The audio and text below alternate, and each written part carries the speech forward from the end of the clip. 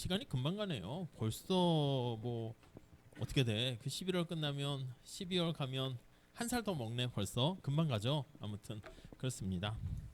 자, 357페이지 가보시면 제목이 재정의 자동 안정화 기능 이렇게 있어요. 자동 안정화 기능 이렇게 있습니다. 이렇게요. 자, 이거는 우리 오토매틱 아니겠습니까? 자동 아니겠습니까? 자동. 약간 느낌이 고전학파 쪽에 가까워요. 케인작파에 가까워요. 케인작파는 자동이 아니라 자율주행차 같은 거야. 케인작파는 수동이야, 수동. 그래서 오르막길 가면 엑셀을 밟아서 좀 힘을 내도록 하고요. 내리막길엔 가속이 붙으니까 오히려 브레이크를 밟으면서 가야 돼. 근데 이거는 약간 오토매틱 같은 자율주행 같은 거니까 자동차로 따지면 그러니까 정부가 뭐 엑셀과 기아 뭐 이렇게 뭐 브레이크 밟고 이러는 게 아니라 그냥 가만히 이렇게 어떤 안정화하는 장치를 오토매틱 말 그대로 경제 시스템 안에 집어넣어라 이 얘기입니다. 약간 느낌 자체가 케인즈 학파와는 거리가 있고요. 고전 학파에 가깝다 이렇게 보시면 되겠습니다. 그래서 케인즈 학파와는 거리가 있고 여기에 좀 더 가깝다 이렇게 보시죠. 자, 그래서 거기 첫 번째 줄 보시면 정부가 인위적인 재량 정책을 사용하지 않아도 자동적으로 경기 변동폭을 줄이고 우리가 경기가 호황과 불황이 이렇게 됩니다. 이게 시간이야. 이제 국민소득 GDP라고 할게 뭐 전체적인 경기 그런 의미예요. GDP 안에 다 들어가 있는 거죠. 아니 근데 여기는 경제가 지나치게 과열되어 있는 양상이 되겠습니다. 여기는 침체되어 있는 양상이 되겠고요. 오케이? 과열되어 있는 경우에는요. 뭔가 이걸 억눌러주는 힘이 필요해요. 그래서 이게 어떻게 되는데 누진세라는 게 뭐야? 과열됐다는 것은 소득이 증가하는 거야. 증가하게 되면 누진세 하에서는 소득이 높을수록 세금 더 내라 이 얘기 아니겠습니까? 그럼 텍스는 더 커 이렇게 더 커져요. 그러면 누진세를 적용하게 되면 여기 살짝 이렇게 쓸게요. 가처분 소득이 어떻게 됩니까? 우리 앞에서 말씀드렸어. 내가 버는 소득에서 텍스를 뺀 만큼인데 우리가 경제가 과열돼서 소득이 증가합니다. 근데 누진세는 세금을 이제 더 이렇게 더 낸다는 게 이제 상징적이야. 그렇다고 이제 더 많이 뜯어가는 건 아니고 그래서 더 많이 내니까 얘가 조금 증가하는 거야 이렇게. 이게 100인데 이게 200 그 의미는 아니야. 그럼 소득이 감소하는 거니까 그건 아니고 상징적으로 세금이 평균 세율이 확 올라가도록 만들게 되는 거예요. 자, 그럼 참고로 나중에 배울 일이 있긴 하겠지만 누진세란 무엇입니까? 라고 하면은요. 이게 평균 세율이 증가하는 경우를 누진세다 이렇게 얘기합니다. 그럼 평균이라는 개념이 어떻게 되는데요? 그러면 내가 버는 소득 대비 텍스가 어떻게 돼? 이렇게 보시면 되겠어요. 자, 그럼 살짝 이렇게만 볼게요. 이렇게만 봅시다. 자, 이게 내가 버는 소득이야. 소득. 이게 텍스 이렇게 돼 있습니다. 만약에 원점에서 직선으로 할 수도 있지만 이렇게 돼 있다 할게요. 이런 꼴. 그러니까 텍스는 약간 이런 꼴로 돼 있어. 소득에 비례하는데 이렇게 빠른 속도로 증가한다 합시다. 자, 평균 세율은요. 얘는 평균이라는 게 A점에서의 B점에서의 평균 세율을 구합니다. 하면 소득이 이만큼이었을 때 텍스가 이만큼이 되죠. 이렇게. 여기도 마찬가지야. 소득이 이렇게 있습니다. 그럼 텍스가 이렇게 있겠죠. 그럼 평균이라는 건 어떻게 되는 거예요? 내가 이만큼 소득이 100이었는데 세금이 텍스가 20이다. 그러면 이게 평균이야. 여기서부터 원점에서 그린 기울기를 요걸 평균 이렇게 얘기합니다. 접선의 기울기가 한계고요. 여기서 뭐 더 들어가지는 않을게요. 자, 그리고요. 여기 B점에서 얘기하는 거 이렇게 색깔을 바꿀까요? 원점에서 기울기야. 평균이라는 게 여기가 뭐 200이다 라고 하면 얘가 100이다. 100일 때 얘가 20이야. 200일 때 40이면 일정하잖아. 그게 아니라 얘가 60 이렇게 되는 거야. 그러니까 원점에서 기울기가 더 커졌네. 이게 평균 세율이 증가했다. 이게 누진적이다. 우선 요 정도만 해주시죠.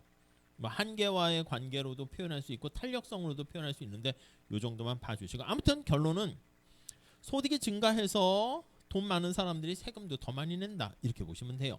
그럼 내가 만약에 텍스가 일정하거나 없었을 때 소득이 막 증가하게 되면 신나가지고 돈을 펑펑 써서 과열을 더 진작시킬 수 있는데, 아니야.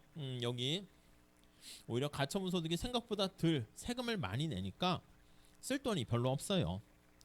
그리고 반대로 경제가 침체돼 있어. 그럼 내가 버는 소득이 없었잖아. 아까 보는 것처럼 내가 소득이 없으니까 소비를 못해. 그래가지고 수요가 자꾸 위축됐죠. 정부가 돈을 주는 거야. 실업자들에게 실업급여를 주는 거야. 실업보험을 제공하는 거지. 그러면 이 사람이 실업 상태가 돼서 소득이 없는 상태에서 정부가 돈 쓰세요 하고 주는 거야. 우리가 뭐 재난지원금이나 코로나 때도 이렇게 미국은 더 심각하게 막 줬거든. 막 연봉 2~3천씩 막 뿌리고 막 그랬단 말이야. 그럼 실업급여를 주게 되면 오히려 이게 보조금이지.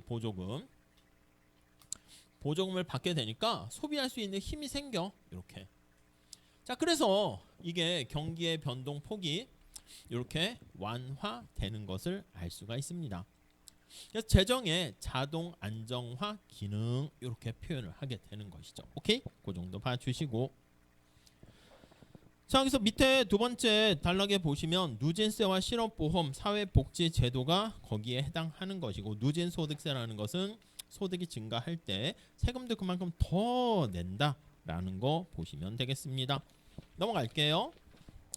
자, 그 얘기가 거기 나와 있어요. 다음 단락도 보시면 누진세와 거기 실업급여, 실업보험제도, 그게 거기에 생긴 거기에 자동 안정화 장치다라고 보시면 돼요. 그러니까 얘네 주장은 뭐다? 고전학파 주장에 가깝고, 아니 이렇게 안정화 장치를 이렇게 경제 내에 시스템에 빌트인 해놓으라 이거야. 그래서 안정화 장치를 빌트인 해가지고 집어넣어라.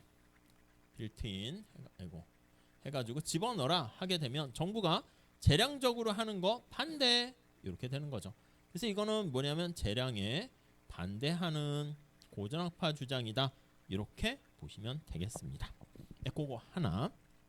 그 다음 이제 또 하나의 재미난 토픽 중에 하나가 재정정책과 관련해서 자동 안정화 장치가 있고 균형재정이 있습니다. 균형재정. 우리가 이제 기존의 경제학자들은 뭔가 균형에 맞춰야 한다 이런 거에 이렇게 약간 이렇게 구속이 돼 있어요. 그래서 바람직한 재정 상태는 어떻게 되는가? 이거 버는 만큼 써야지 이렇게 돼 있는 거예요. 사람도 이제 그런 사람들도 있지. 야, 부채 대출 받아가지고 빚내가지고 뭔가 집 사고 뭐 하는 거, 야 그거 안 돼. 대출 받아가지고 대학원 다닌다, 시험 공부한다, 그거 안 돼. 이럴 수 있는데 약간 사업가적 마인드가 있는 사람은 아니 내가 빚을 내가지고 망하는 쪽만 너무 생각하면 한두 끝도 없지. 그래서 더 크게 파일을 키워가지고 돈을 많이 버는 거 이런 거 생각할 수 있잖아. 그래서 균형재정이라는 것은 텍스와 정부 지출 중에서 앞에서 본 것처럼 야 들어오는 만큼 써 이렇게 얘기를 하는 거지. 그러니까 만약에 여러분 저 앞에 얘기한 것처럼 이렇게 대공황과 같이 경기가 침체된 상황에서는 대공황과 같이 경기가 침체된 상황에서는 침체 시 경제가 안 좋단 말이야. 그러면 텍스를 어떻게 합니까? 경제가 안 좋으니까 조세 수입이 감소한단 말이야. 그러니까 앞에 균형 재정을 강조하다 보면 텍스가 줄어드니까 야 정부 지출도 줄여야 되는 거 아니야? 이렇게 되는 거죠.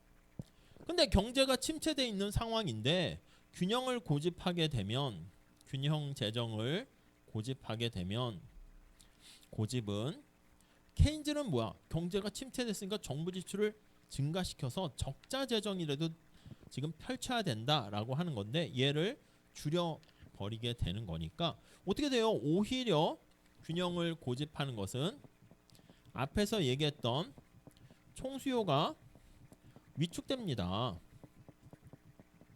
오케이. 총수요가 위축되니까 오히려 경기 침체를 어떻게 하겠어? 가속화시킵니다. 가속화시켜. 정부가 적자를 내서라도 뭔가 경기를 부양해야 되는데 안 그래도 경제가 침체돼서 사람들이 쓸 돈이 없어가지고 사람들이 가계부채가 심해가지고 소비를 줄이고 기업도 내년 경기가 안 좋아질 것 같다고 하는데 막 신규 사업을 막 벌입니까? 안 되지. 그런 이게 담이 큰 그런 기업이 어디 있겠습니까? 그러니까 당연히 야 내년 경제 사업 계획은 좀 우리 리스크에 대비하는 거로 가자. 투자를 줄인다고. 근데 정부마저 정부 지출 줄이면 진짜 더 빨리 이렇게 경기 침체 나락으로 확 내려가 버린다고요. 그러니까 균형 재정을 고집하게 되면 이건 그러니까 누구 주장이야? 균형 재정이 고전학파 주장이지. 이래서는 안 된다는 거야. 그래서 거기 보시면 균형 재정을 고집하는 얘는 고전학파 주장인데 자 이렇게 하다 보면 어떻게 된다? 예, 이런 고집 때문에 정책이 함정에 빠지는 거야. 트랩에 빠져가지고 자기를 구속하는 거야. 이 균형을 유지해야 되는데 하면서 뭔가 확 질러야 될 타이밍에 지르지 못하고 거기에 구속된다는 거야. 그래서 늪지대에 빠져가지고 나오질 못하는 것이죠. 언젠간 좋아지고 언젠간 살아나겠지. 늪지대에 빠지더라도 막 이렇게 해서 다 막 경제가 다 망하고 사람들 죽어나가고 이렇게 된 다음에 언젠가 바닥을 치면 언젠간 다시 또 뭐 꽃이 피고 하긴 하겠는데 그 먼 침체까지 긴 겨울이 이렇게 오게 되는 상황. 이거 언제까지 이거 얼마나 할 거야? 여러분 지금 20대 됐는데 여러분 할머니 할아버지 되면 경제 좋아진다. 뭐야 인생 다 살았는데 이거 다 끝났잖아. 이렇게 이게 뭐 그러니까 케인즈는 야 그러다가 지금 젊은 세대들이 뭐야 나이든 할아버지 할머니 될 때까지 뭐 그때 언젠간 좋아지겠지 잃어버리면 좀 무책임하니까 지금 균형을 고집할 게 아니라 정책 함정에 빠진다 해서 케인즈는 뭐다? 그래 야 적자를 내서라도 투자하고 뭔가 과감하게 할 땐 해야 돼 이렇게 얘기하는 거지. 그래서 적자 재정이 타당하다라고 강조합니다. 오케이? 이해가 되시겠죠? 자, 그래서 거의 첫 번째 줄에 재정 적자가 좋은 건 당연히 아닙니다. 우리 개인도 마찬가지고. 근데 반드시 또 균형 재정이 좋은 것도 아니다. 그래서 경제 상태가 불황인 상황인데 균형 재정을 계속 밀고 나가다 보면 계속 밑으로 빠지게 된다라는 거 알 수가 있고요. 자, 그래서 정책 함정이라는 말을 씁니다. 경기가 지금 불황인 상태에서 균형 재정을 계속 고집하다가 보면 오히려 더 경기 침체가 가속화되니까 너무 여기에 고집하지 말자 이 뜻이에요. 밑에 그림이 나와 있는데 그림 그냥 간단히만 볼게요. 자, 그래프를 한번 보시면 자, 수평축이 뭔가 볼게요. 소득입니다. Y 소득. 수직축에 살펴보니까 두 가지 정부 지출과 텍스인데 우리가 텍스는 소득에 비례하는 우리가 텍스라고 할게. 비례세를 합니다.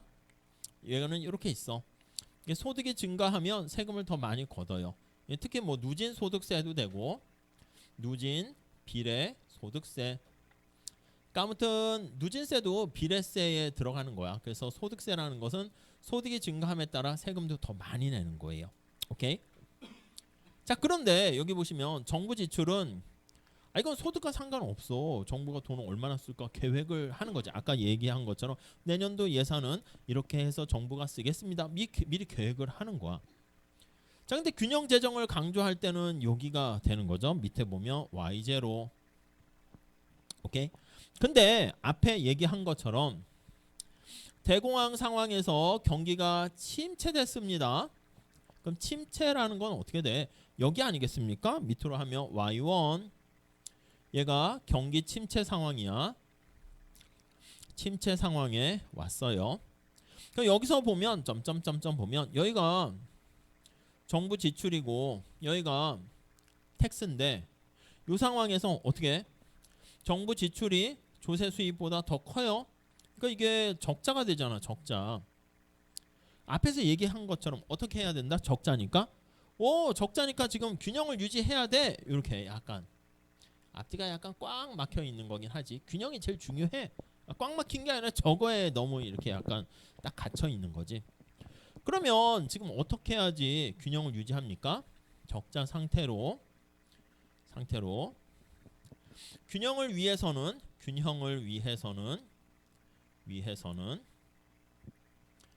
앞에서 얘기한 것처럼 요거 정부 지출을 줄여야 됩니다. 그러니까 얘를 어떻게 해야 돼? 이렇게 있으면 밑으로 줄여야 됩니다. 이렇게 G1 이렇게. 오케이? 자, 그러면 원래 A점인 상태가 됐다가 B점으로 다시 오게 돼요. 그래서 균형을 위해서는 G를 줄이게 되고 이렇게 돼요. 균형은 유지한다니까 균형은 다시 달성합니다. 균형 재정을 달성하나. 근데 어떻게 돼? 국민소득은 요 상태가 이제 오히려 균형이야. 그러니까 국민소득이 감소한 수준이 새로운 균형이 됩니다. 그래서 Y가 감소한 새로운 균형, 이렇게 새로운 균형 상태가 된다라고 보시면 되겠습니다. 오케이. 그러니까 이게 균형을 유지했는데 뭐야? 우리가 가난해진 거지. 국민소득이 줄어든 거지. 자, 그러니까 어떻게 해야 된다? 케인즈는 지금 뭐 너무 균형에 신경 쓰지 말고 정부 지출을 오히려 더 증가시키고 해서 이 적자 상태 뭐 이게 오히려 나쁜 게 아니다. 그렇게 보시면 되겠습니다. 자, 그 정도 정리하시고 공급 중시 경제학과 래퍼 곡선은 이건 다음 시간에 할게요. 아시겠죠? 다음 시간에 이어서 하도록 하겠습니다. 수고하셨습니다. 네.